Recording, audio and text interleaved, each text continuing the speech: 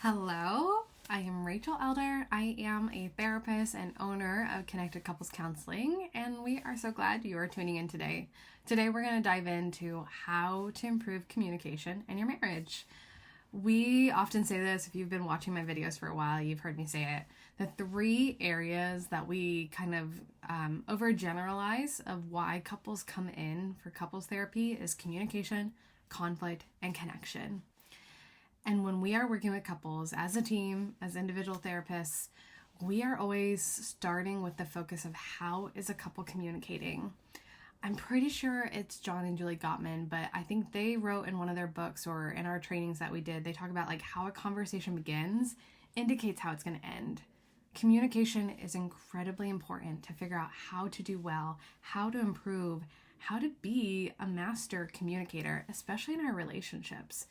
Miscommunication, misunderstanding. The intention of what I have is not having the impact I want. It's a complex dynamic that happens in our relationships. So learning how to communicate well is going to be an ongoing skill and practice in your marriage, and we're gonna dive into some of the ways you can do that. Let's start with why couples struggle with communication. The minute we are born, we are learning what communication is. What does it look like? How does it feel? How do we say words? It starts from the beginning of life. And so how we learn how to communicate starts right then and there. Most of the time, we have wonderful parents or parents who were doing their best with what they had, but they're not always the greatest models or examples of communication. And if those are our first models, our first examples, we're going to repeat what we know. That's kind of how attachment science is. Our brain goes, oh, okay, so this is how you communicate frustration, how you communicate sadness, how do you communicate joy. We start to emulate what we are observing and seeing, and we start to say, oh, that's how we do that. And so because we come from backgrounds of our parents doing the best with what they could, and no one has to do like a communication 101 class growing up, we start to repeat what we know. So we struggle with communication because as a partner, I have my own family background and I learned how to communicate in my family household. Then my husband comes into the mix and he's got his family background and he's learned how to communicate in the way he has from what his environment was. You bring these two people together, unless their lives were completely the same, which does not happen, you got two different forms of communication. And you've got two different ways, and you got to figure out how do we merge that together? How I communicate and how you communicate, how do we make it work? And so there's just that complexity there of who we are, where we come from, the models of communication, who we looked up to. They shape the way we communicate. And unless we are a couples therapist or someone who just loves learning about communication, most of us don't do deep dives into figuring out what is effective communication? How can I do this to the best of my ability? How can I make sure that I'm speaking directly, specifically? How do I empathize and validate? How do I ensure that I'm listening well? And so we come from imperfect backgrounds, and those are some of the reasons why our communication gets impacted in our relationship. I think I kind of highlighted this, but a second area that's really important is that communication is not just about what we say. So right now, I'm saying things, you're hearing it, you are listening. Communication is what we verbally speak out loud as well as what we hear. So to be a master communicator, you have to be great at speaking directly and specifically and efficiently.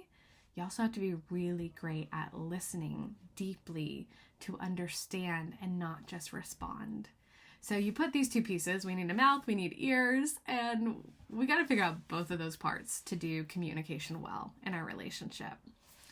I said in the beginning, but improving communication in a marriage is a lifelong commitment. This isn't something that if you just do A plus B, you're a master communicator. Yes, we got to speak, we got to listen well, but it has to be this ongoing commitment for a lifetime to keep learning, to keep getting better. In your partnership, it's learning the master of communication between the two of you. but most of us have other people in our world outside of our partners. We have children, and the way that they communicate can be differently, and we have friends and colleagues. Learning how to become a great communicator is just a lifelong commitment. So I'm asking you to keep that in mind, to not give up, and to keep challenging yourself, to keep growing, to keep working at this, because it's important. So how can we improve communication in our marriage today? I'm big on reflection, and so my first step for you is to start reflecting on how you learn to communicate. What did your parents model?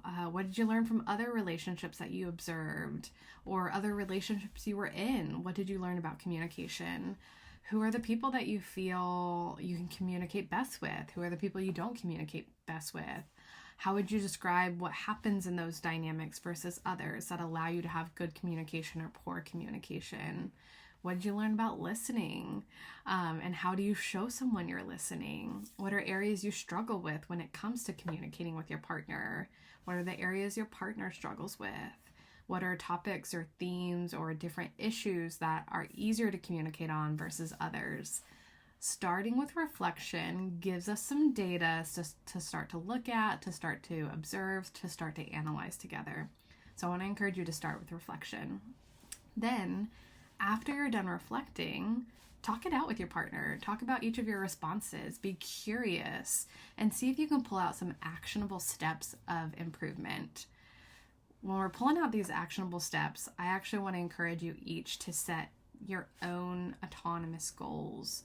So this is 1 to 3 goals focused on, this is what I'm going to do to improve communication and my relationship with you, whether you do anything or not. Ideally, we want both of you to be growth-minded, action-oriented people, and you can grow your communication even if your partner doesn't change. It's much easier when you're both open to change. But I want to challenge this belief of, I can't do this if they don't do this. No, that's not true. You can. And sometimes we got to model change to invite our partner into change. So set some goals for yourself of, if my goal is to be a better listener, maybe my phone is my most distracting object that gets in the way of me listening. So my autonomous goal might be, when you come to me and you want to talk to me, I'm going to go put my phone in a different room so I'm not distracted. And that might be my autonomous goal or action I take. The other piece when you're setting goals and actions is you want to do SMART goals. You want to make it specific, measurable, achievable, realistic, and timely. I know this is associated with a lot of work settings, but it is really helpful with setting yourself up for success. If I just say, I want to be on my phone less, it's a good intention, but it doesn't have specificity. Is that how you say it? Specificity to it enough, and it doesn't give me tangible action. But if I say, when you come to me and you want to talk to me, what I'm going to do is I'm going to take my phone and put it in the kitchen, and it is going to stay there until our conversation is done. It's very, very much more specific of what am I going to do, what's it linked to, and there's going to be a consistency and repetition to it.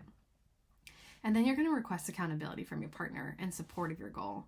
You're not going to say, I need you to hold me accountable. It's going to, I would like to request some accountability. If you start a conversation with me and you see that my phone is in my hand, I'm going to ask that you gently remind me, hey, remember you set a goal to put your phone in the other room. Would you like a moment to go put it away? Request gentleness in that request, no demanding of, you must do this for me to do this well. That doesn't go over well in a relationship.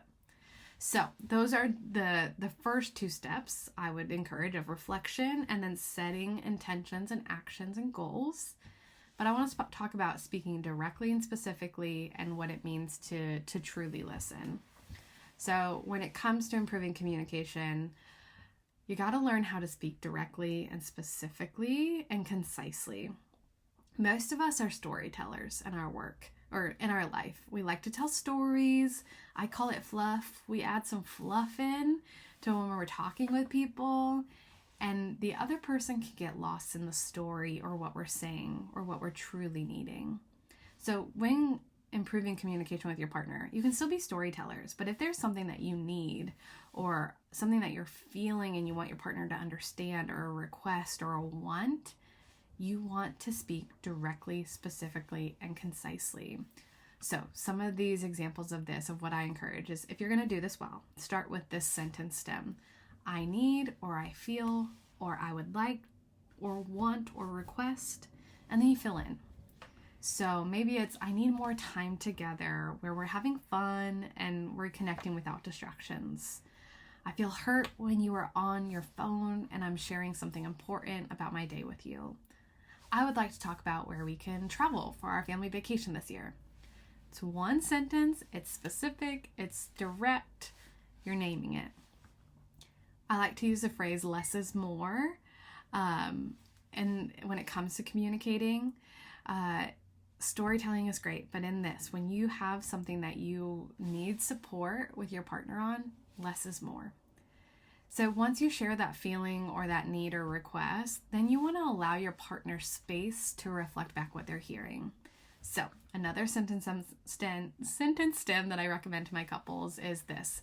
If I heard you correctly, you said, and you would fill in the blank. So if your partner heard you correctly, like if they said, if I heard you correctly, you would like to talk about, you need us to have more fun together without distractions. Is that right? Hopefully you're saying like, yes, that's it. Or you got it. You heard me. If they didn't get it right, it's okay to say, this is actually what I'm trying to say. Let me try again. Or it's close and I want to make sure you understand this part. That's okay to provide clarification, but we're not looking for perfection. We're looking for, are they getting the gist of what you're saying? So once they've heard you correctly, then we can go deeper in the art of listening. So your partner can then engage in deeper listening with you, rather than just listening to respond. And that looks like empathizing and validating. So your partner might say, it makes sense that you want to have more fun and time together without distractions. You want to feel connected and the distractions impact that. Or, I can understand how my phone can get in the way of me hearing how your day is and that you feel hurt when I'm not listening as well as I could be. These are two examples of that empathy and validation. What I like to highlight with my couples is that you can empathize and validate with your partner and not fully agree with them. Empathy and validation isn't about them being right or that you are in agreement with their experience or perception. It's really about stepping outside of your shoes and into theirs and just saying, if I was looking at this from your point of view, or if I were you, like it does make sense to me, or I can understand how it felt that way. It may have not been my intention, but this is the impact it had on you. And I'm not here to defend what my intention is right now. I'm here to understand you and make you feel safe and seen. And empathy and validation helps with that. So in addition to that, we want to listen curiously and deeply. So this is asking open-ended questions. You might say, can you help me understand what having time together without distractions looks like to you? I want to know more about what you feel when I am on my phone. Would you mind saying more about that? I would like to know what ideas you have for travel opportunities for this year from your perspective. Could you share? You go deeper. You want to seek depth. You want to seek deeper understanding versus, okay, you want to talk about where we travel together. Here's my response. Sometimes that conversation works in a partnership, and anytime that we can listen more curiously, more in depth, we get better data, we have more clarity, we have more understanding of how to solve or move forward or have progress together in our relationship. So there's obviously a lot of other things we can do to improve communication, but I think this is a great first step. We want to reflect on how we communicate, make goals of what we can do differently and work on individually and collectively. We want to practice speaking directly, specifically, concisely, and we want to listen deeper. We want to listen to understand and not just respond. So questions, thoughts, we always want to hear from you. Please put them in the comment section. We will respond.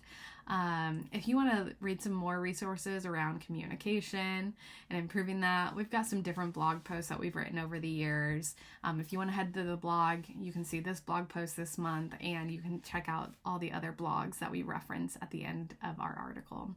So thanks for tuning in. We look forward to connecting with you next month on a different topic that we're not sure exactly what it is yet, but it will come your way. All right, till next time.